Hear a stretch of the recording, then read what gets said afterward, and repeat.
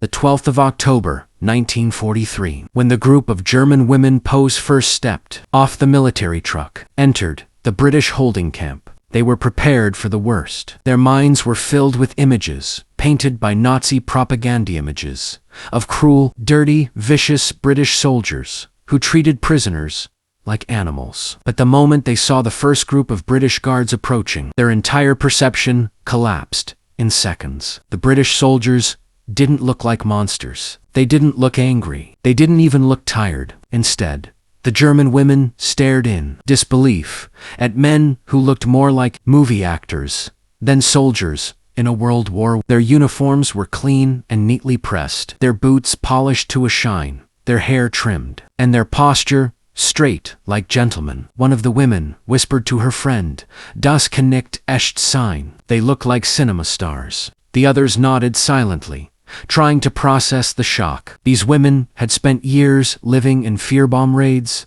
marches, hunger, and strict Nazi officers who yelled punished or humiliated them for even the smallest mistake. And now, in front of them, stood men who carried themselves with a strange mix of confidence and calmness. There was no shouting, no pushing, no roughness. One guard simply raised his hand and said, "Ladies, welcome. You are safe now." That single sentence echoed in their minds like an impossible dream. When the British escorted them to their barracks, the women noticed something even more unbelievable.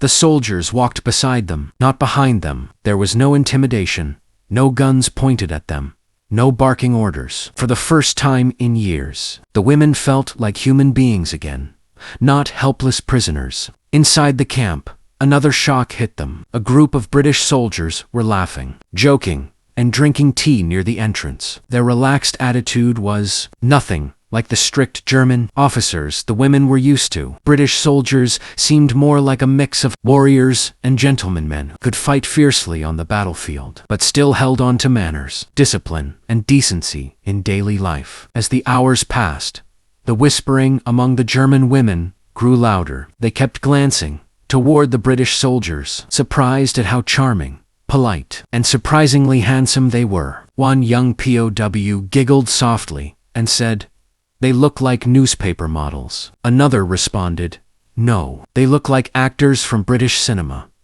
Their laughter was quiet, but it was the first real laughter they'd experienced since the war began. During lunch, the women were escorted to the camp dining area, and even here, the courtesy of the British guards left them stunned. Chairs were pulled out for them. Plates were handed respectfully. Not once did a guard raise his voice or treat them with rudeness. It was almost unreal. One soldier, seeing a woman shivering in the cold, immediately removed his jacket and placed it around her shoulders. She stared at him with wide, confused eyes. "Why are you doing this?" she asked in broken English. He simply smiled. "Because you're cold." That moment spread through the camp like wildfire. The German POS had never imagined that enemy soldiers could show such kindness. Some even looked embarrassed, wondering how many times German propaganda had lied to them about the British. Even the way British soldiers carried themselves seemed different. They walked confidently, spoke patiently, and treated the prisoners with an unusual sense of respect. The German women whispered among themselves, "Are we sure these are the same men fighting against us?" It didn't feel like war. It felt like they had fallen into a strange, peaceful world where humanity still existed. Later that evening, the soldiers conducted their usual patrol around the camp. The women watched them, admiring the clean uniforms, the soft lighting of lamps reflecting on polished boots, and the gentlemanly discipline. Some couldn't help but blush. One POW whispered, "If they looked like this in Germany, half the girls would have followed them." In their previous camps, officers barked commands, slapped prisoners, or punished them for nothing. Here, they were being treated with the dignity they thought they had lost forever. Every small gesture, from the British soldiers holding a door, offering a blanket, explaining directions, politely felt revolutionary. One of the women wrote secretly in her diary, "They treat us better than our own commanders ever did." The soldiers had no intention of charming anyone. They were simply following the British military code: discipline, respect, and decency, even toward enemies. But to these German women, the difference felt like stepping from darkness into sunlight. At night, The POWs gathered on their bunks and continued whispering. The topic was the same. How can enemy soldiers look this good? How are they so polite? Why do they seem more human than the men we grew up with? Their hearts and minds were confused, shaken, even softened. They were seeing the enemy in a completely new light. And, for the first time, they wondered if everything they'd been told during the war was a lie. They couldn't stop whispering. They couldn't stop comparing. They couldn't believe kindness could exist in a place meant for prisoners. And above all, they couldn't forget how the British soldiers looked not like enemies, but like movie stars from a world far gentler than war. The next morning, the German women POWs woke up earlier than usual, not because of fear or freezing cold, but because something unusual was happening outside. Soft laughter drifted through the camp, mixed with the whistle of a kettle boiling somewhere near the guard post. The familiar terror of morning drills, something they had suffered under German officers, was completely missing. Instead, there was a calm, almost peaceful rhythm to the British camp that made them feel as though they had stepped out of a war zone and into a different world. When they stepped outside, they once again saw the British soldiers, and the whispering immediately began. The way the men stood, talking casually, their uniforms crisp and spotless, made the German women stare. One POW nudged her friend and whispered, "Look at the tall one. Doesn't he look like an actor?" Her friend, trying not to laugh, replied, "Which actor?" The woman smiled.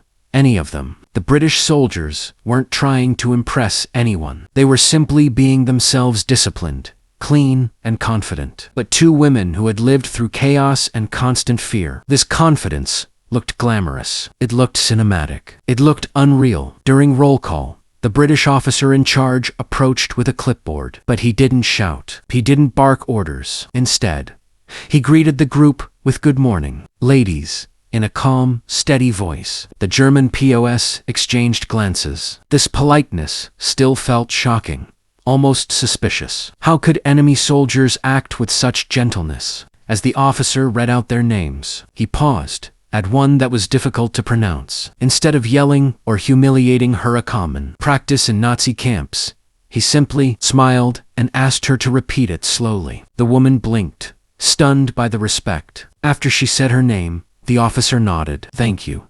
That moment alone felt like a break in the clouds of everything they had endured. Later, the women were escorted toward the work area. On the way, a group of British soldiers walked past them. Their posture was straight, their steps firm, and their energy confident but never aggressive. One soldier carried a toolbox, another a stack of papers, but all of them still looked to the German women like men pulled straight out of magazine covers. One POW whispered, "They don't even look like they're at war." Another responded, "They look like they're going to a ballroom." The women burst into small, quiet giggles. They hadn't felt this light in years. At the laundry facility, the British guards assigned simple tasks: folding clothes, sorting linens, cleaning uniforms. Instead of the brutal labor they expected, the tasks were manageable, even easy. The soldiers supervising them spoke patiently and even helped demonstrate when needed. One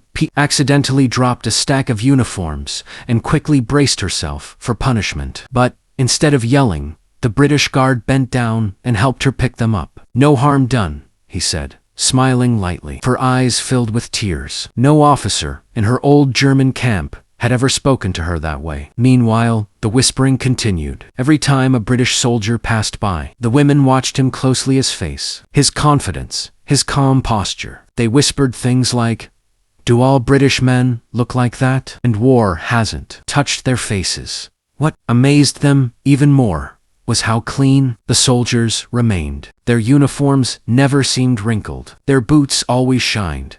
Their hair always combed. It was the opposite of the rough, stressed, exhausted German officers they were used to. Even during lunch break, the British soldiers maintained their gentlemanly manner. One soldier held the door open as the POWs entered the dining hall. Another helped adjust the stove to warm the room. Everything they did felt like it belonged in a civilized world, not a prisoner of war camp. After lunch, a small scene occurred that the women would whisper about for days. A British soldier sitting on a nearby bench removed his helmet and ran, his hand through his hair. The sun caught his face from the side, highlighting his sharp jaw and bright eyes. One German woman gasped, "He looks like he's from a film." Her friends burst into laughter, trying to hide their red faces. The British soldier heard the laughter, looked over, and gave a polite smile before returning to his tea. That smile alone sent the German women into a flustered panic. They covered their faces, giggling like schoolgirls. The emotional confusion was overwhelming. These were enemy soldiers' men.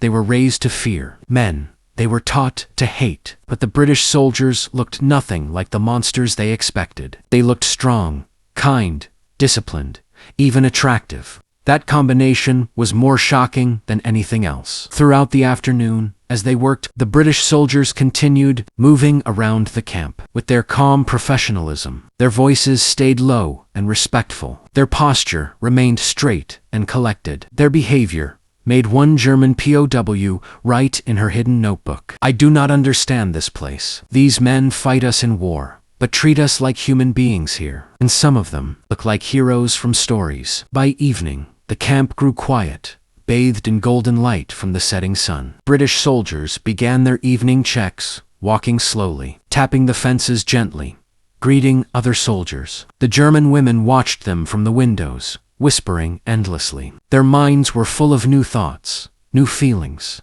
new questions. They couldn't deny one truth anymore. The British soldiers were nothing like the image painted by Nazi propaganda. They were human, gentle, civilized, and yes, shockingly handsome. As night fell, the whispers turned softer, more emotional. Some of the women admitted they felt safe for the first time in years. Others said they felt confused by their own reactions. A few wondered what life might have been like if the war had never existed. But all of them agreed on one thing. The British soldiers didn't just look like movie stars. They acted like gentlemen in a world that had forgotten gentleness.